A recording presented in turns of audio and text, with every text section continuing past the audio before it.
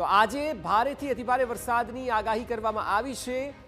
દક્ષિણ ગુજરાત અને સૌરાષ્ટ્રના શહેરોમાં અતિભારે વરસાદ વરસી શકે છે। રાજ્યના 7 જિલ્લામાં અતિભારે વરસાદનું રેડ એલર્ટ છે। રાજ્યના 3 જિલ્લામાં ભારે વરસાદનું ઓરેન્જ એલર્ટ આપવામાં આવ્યું છે।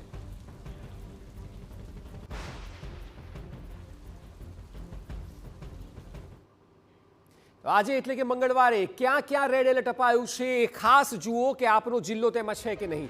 સુરત, ડાંગ, તાપી, નવસારી, વલસાડ અને ભાવનગર એટલે દક્ષિણ ગુજરાત અને સૌરાષ્ટ્રના જ જિલ્લાઓ છે કે જ્યાં રેડ એલર્ટ એટલે ભારેથી અતિભારે વરસાદ જો આપ આ જિલ્લાઓમાં રહેતા હો તો આપના ત્યાં પડવાનો છે।